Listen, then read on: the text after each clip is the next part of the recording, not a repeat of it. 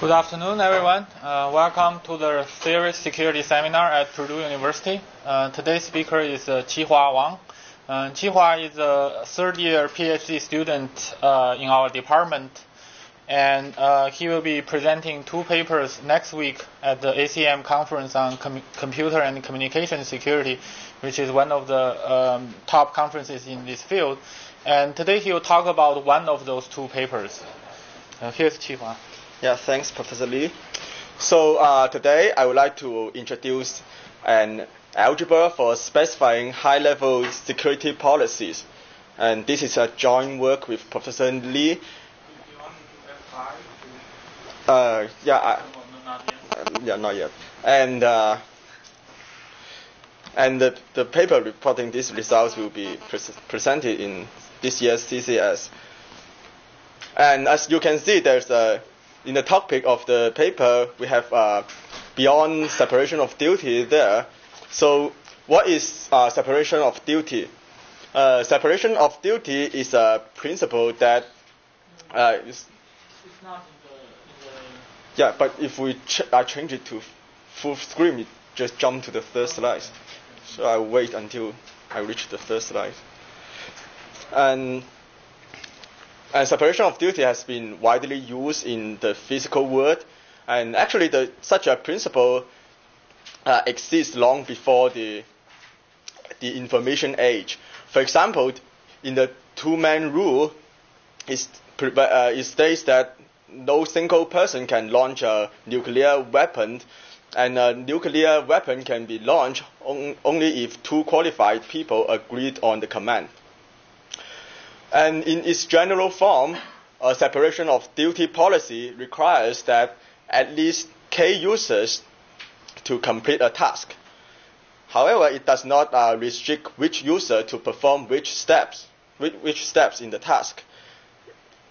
In this case, separation of duty is a high-level policy that states an overall requirement for a sensitive task. So although separation of duty policies are very popular, there are limitations for separation of duty. Especially a separation of duty policy states only quantitative requirement and does not express qualification requirement on the set of users that perform a task. For example, we may want to have 3 users to finish the task, and in addition to that, we may want the set of users to contain a manager and 2 clerks. And so separation of duty does not specify such a qualification requirement.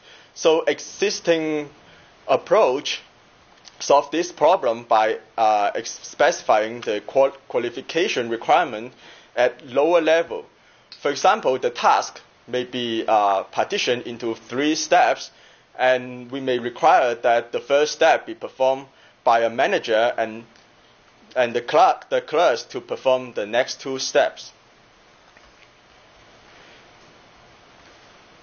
However, specifying the qualification requirement at low level lost some benefit that are offered by high level policies.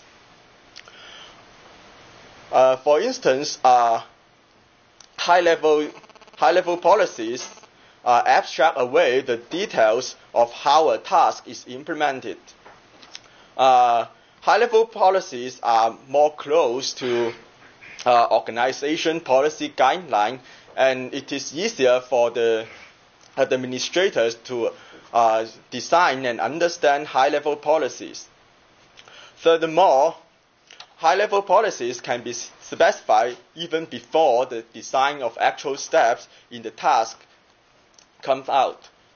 And actually, having formal specification of the policies can help the design of the steps to implement the task. And finally, using high-level policies allows the flexibility in the choice of enforcement mechanism. We can choose to enforce the policy either statically or dynamically. And since there are lots of advantage for using high-level security policies, we would like to have a language to concisely specify high-level policies. That's why we introduced the algebra. And before formally introducing the syntax of the algebra, I would like to show you some examples of terms in the algebra. In the first example, the term use operator O times to connect three keyword OR, and such a term requires that exactly three users to satisfy such a term. And the second term use the operator square cup. The operator square cup is analogous to logical OR. It means that a user who is either a manager or an accountant can satisfy a term. And the third term use the operator square cap and a negation operator. It means that a manager who is not Alice or Bob can satisfy a term. And the fourth term use the operator O dot. It means that a manager and a clerk can satisfy a term. In particular, if one user is both a manager and a clerk, that single user can satisfy this term. And in this differs from the last example. The last example used O times to connect the manager and clerk, and such a term requires two different users to satisfy a term. So even if one user is both a manager and a clerk, he does not qualify. And here's the syntax of the algebra. And an atomic term in the algebra can take one of the three forms. It can be either a row, the keyword or a set of users. For example, in the third term, Alice, the set Alice or Bob is an atomic term, which is a set of users. And the algebra contains two unary operators and four binary operators. The two unary operators are negation and closure. And in order to make the security policy expressed in our algebra to have a clear meaning, we place a restriction on the use of the two unary operators.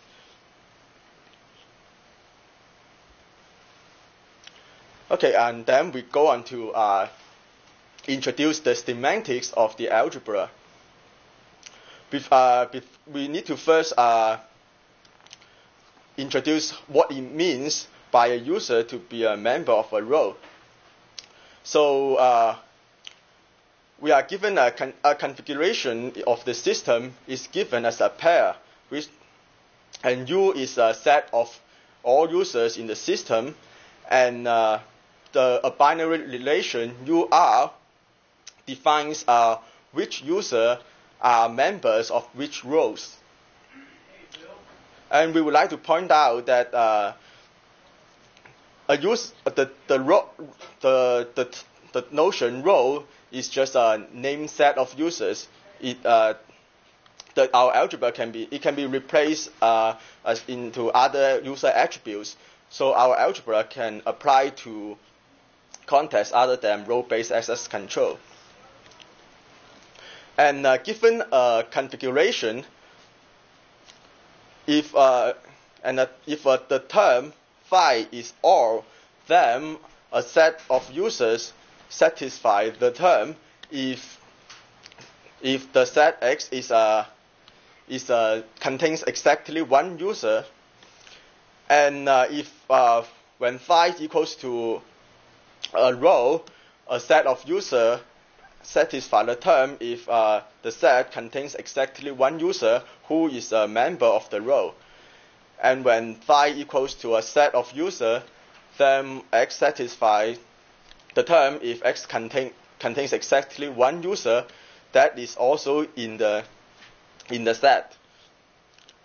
And when the term phi equals to a negation of another term, then the set X satisfies the term if X contains exactly one user and X does not satisfy the subterm phi 0.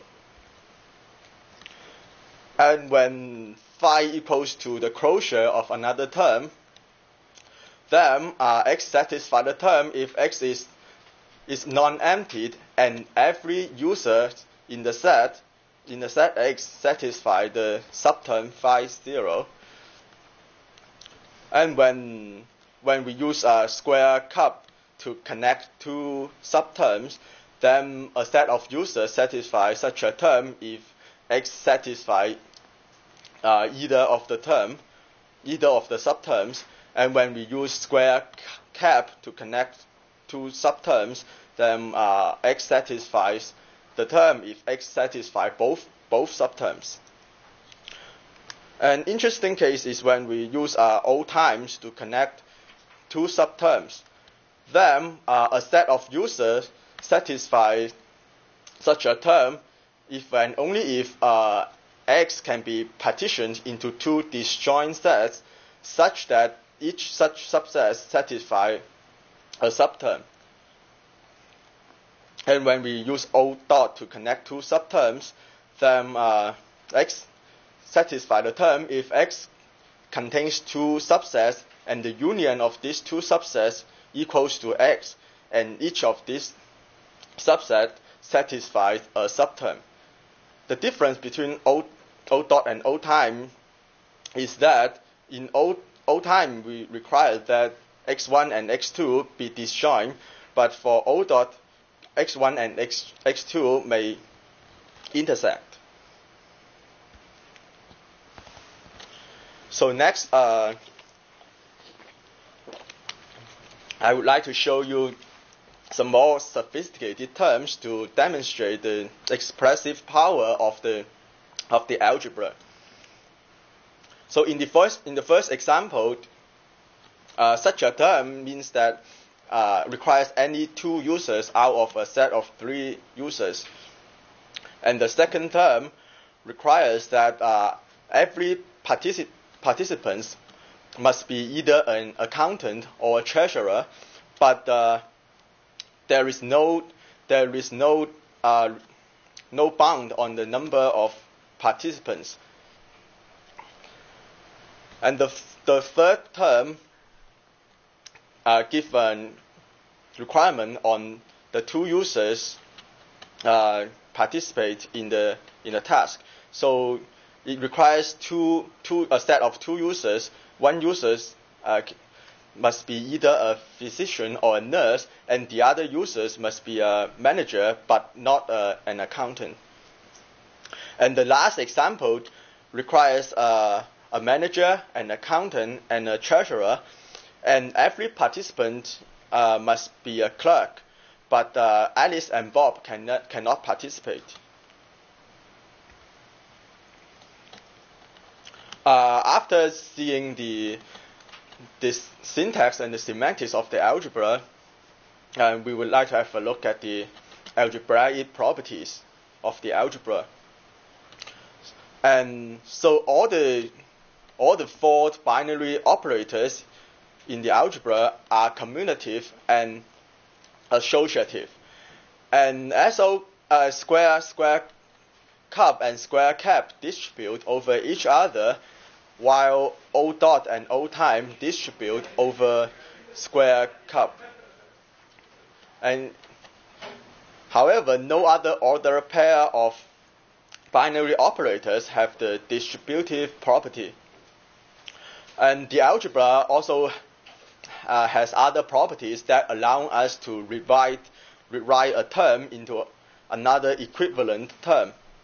And in particular, the algebra satisfies the De Morgan's law.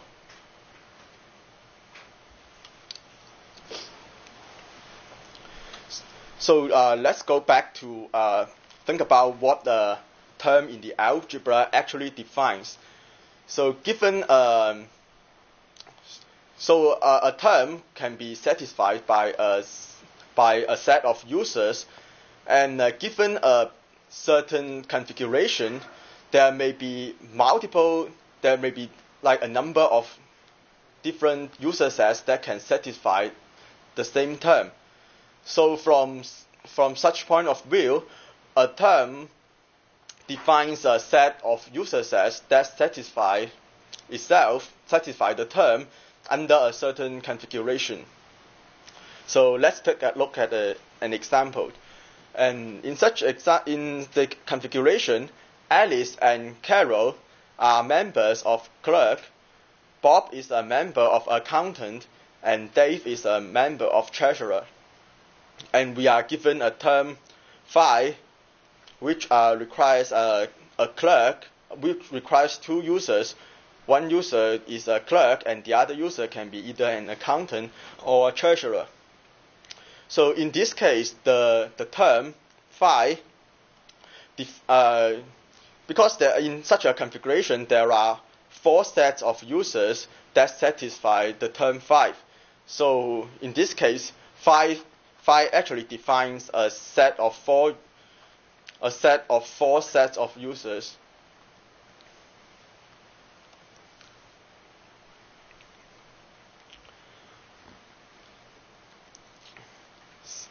And next, I would like to talk about the rationale of the design of the algebra. So, from the definition of the semantics, the algebra, the term satisfaction for the algebra is not monotonic. That is to say, if a set of users satisfying a term does not imply that a superset of that user set also satisfy the term. So for example, in such a configuration, the user set Alice and Bob satisfy the term phi. However, a user set Alice, Bob, and Carol does not satisfy the term phi, because phi requires exactly 2 users. So you may wonder why we design term satisfaction this way. The reason is the current design, which is not monotonic, is more expressive than a monotonic design. For example, if we are given a policy saying that a task requires 2 accountants, there may be 3 possible meanings for such a sentence.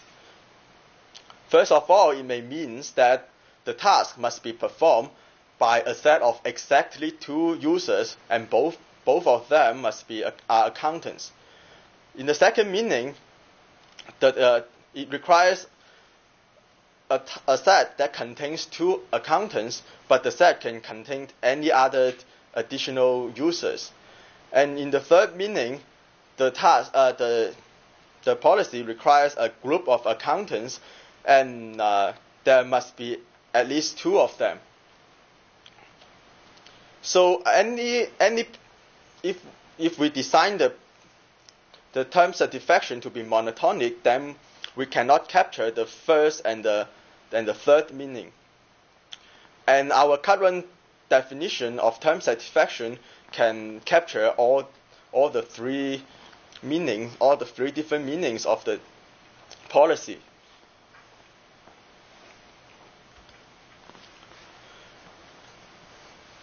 So you may wonder how to use the algebra to specify high-level policy.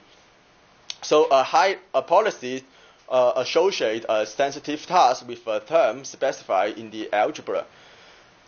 So for example, the policy in the example associates a term with a task on issuing checks.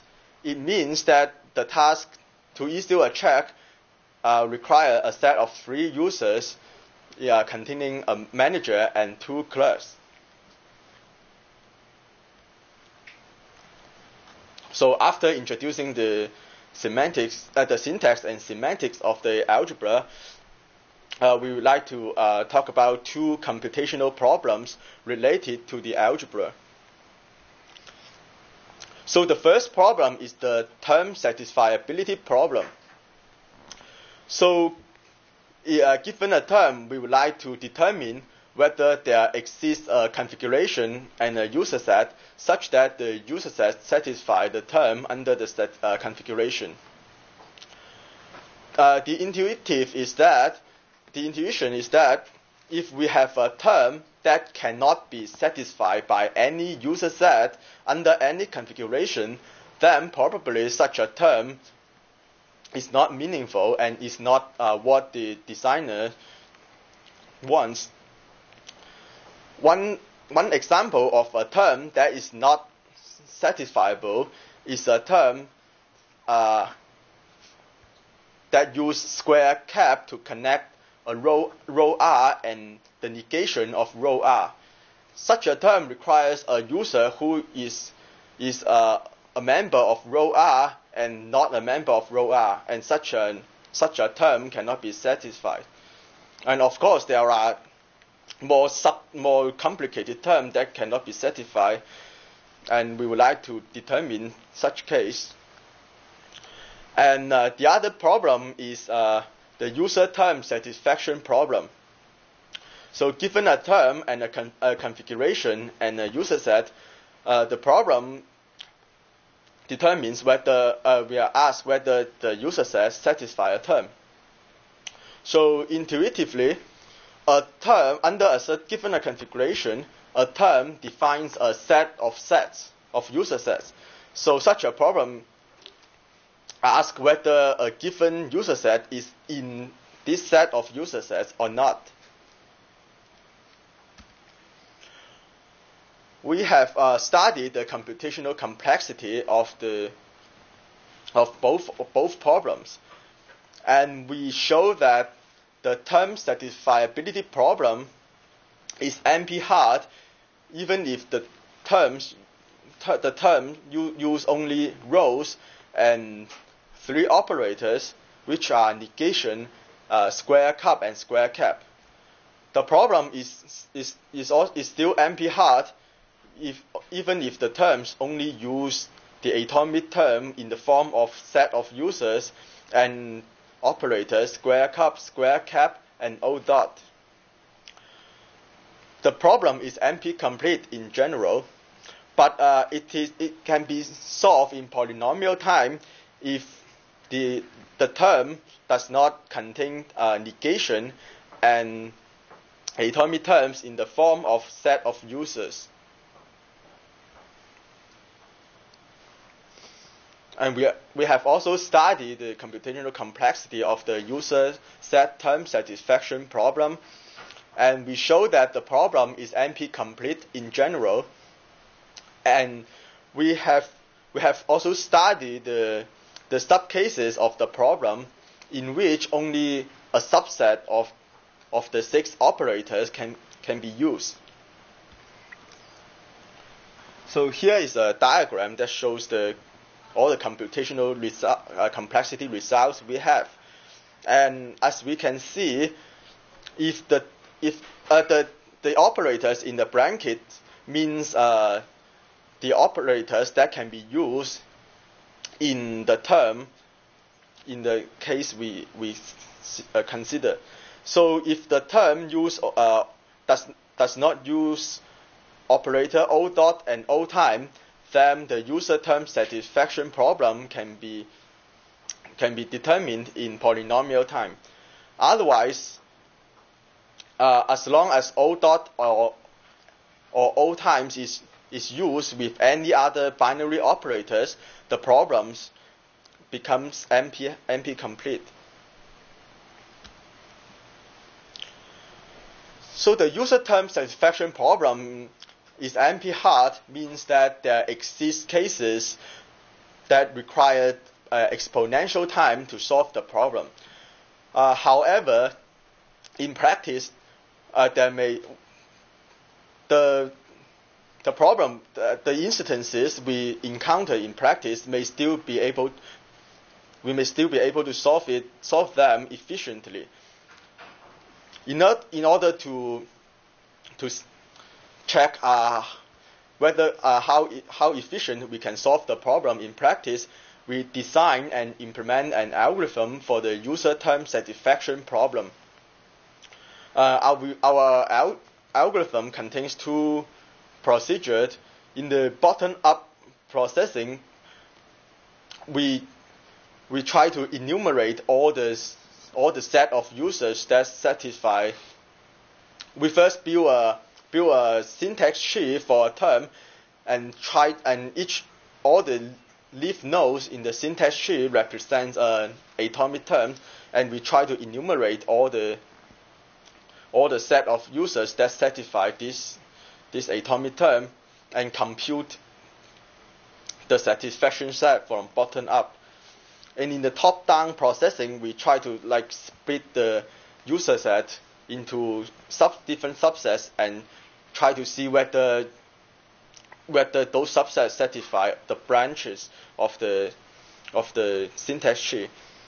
And our experimental results shows that such an algorithm can solve general cases of reasonably large size within a quarter of a second. So can be solved pretty efficiently. So next, I would like to discuss the relation between our algebra and regular expressions. As we have seen, a term in an algebra defines a set of sets, and regular expressions, which is widely used, defines a set of strings.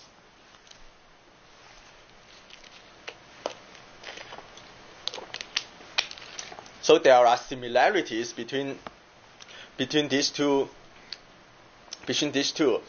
And as we can see in the example, the regular expression defines a set of strings such that each string in the set starts with the character A and followed by the character B or C, and then followed by a substring which does not contain characters A, B, or C. A similar term in our algebra, in the example, such a term defines a set of sets such that each set contains the element A and then contains element B or element C, and then followed by other elements which are not A, B, or C. So as we can see, the selective operators in regular expressions is similar to the operator square cup in the algebra. So it means choosing one element out of two. And the concatenation operator in the regular expressions is similar to the old-time operators in our algebra. And both regular expression and our algebra allows the expression of negation, and both regular expression and our algebra has the closure operators. However, there are several differences between the two. One difference is in strings. We can have duplicate elements. For example, you can have the character A may appear several times in a string. However, in a set, an element can appear only once. Another difference is that in string, a string is order dependent. So the string AB is different from the string BA. However, in set, they are treated as the same.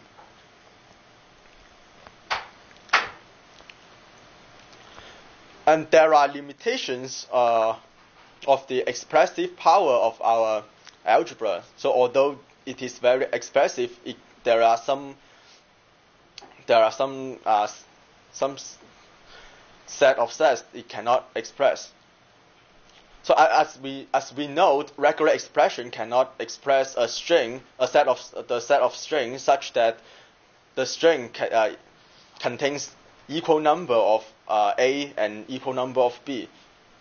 So similarly, our algebra cannot express a policy which requires equal number of members of row R1, and as members of row R2.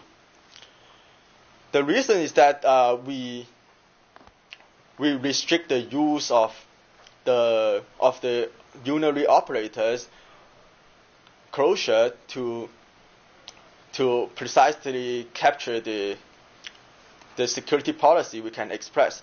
If we allow the application of the closure operator to any terms rather than just terms that does not use O dot and O times, then the algebra can express such a situation.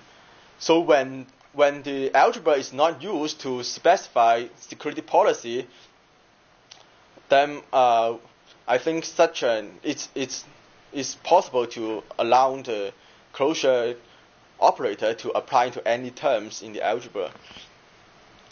However, even with such an extension, the algebra cannot express a policy that requires the number of users who are member of row R1 is the same as the square of the number of users who are row R2.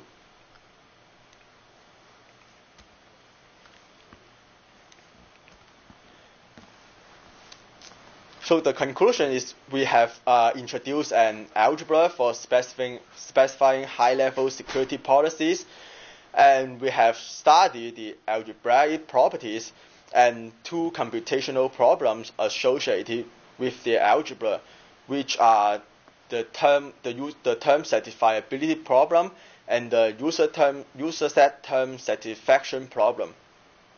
We have also explored the relationship between the algebra and regular expressions. In the future, we would like to study how to enforce the policies expressed in the algebra.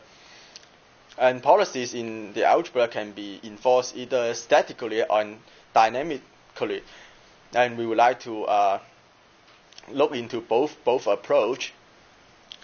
And furthermore, we would like to study the term implication problem. The term implication problem asks whether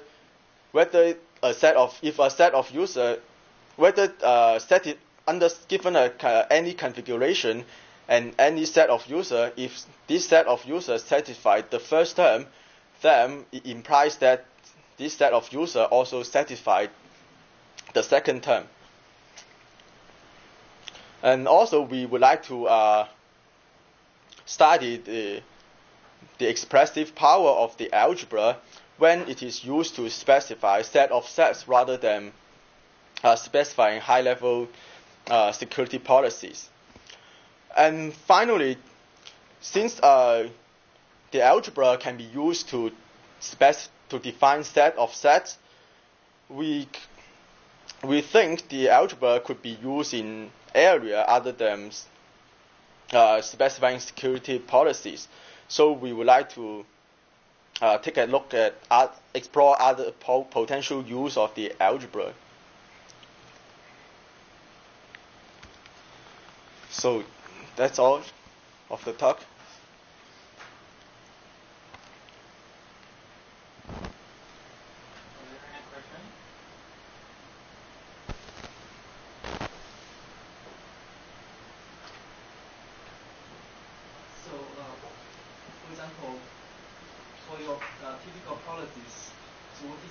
size of the policy can specify? What's the size of the policy? Yeah, the length of the expression. Normally, you mean how long? Whether we need a very large term, very complicated term to express a policy? Right. Normally, we think that the term used to express a policy should be small. It's not. In practice, we don't expect a policy to be very complicated. So we don't know exactly how long the term should be, but normally it's not gonna be very large. Yes. What is like the major practical application of this? So I mean, from the standpoint of maybe programmatically or just like a practical technological implementation of this. What's the practical? So you mean how to use this algebra in practice? Well, yeah. I mean, if it's used in practice, I mean, not just so that we can specify the policy. I mean, how would it be used programmatically, or how would it be used at a level where it would be implemented somewhere, right? Not just like from a standpoint of discussion. So you mean how to enforce this policy, like have a program? Yeah, I mean, anything in that nature. So it's like how to. Let me see. So I think your problem is kind of related to how to enforce the. So it's like given a term.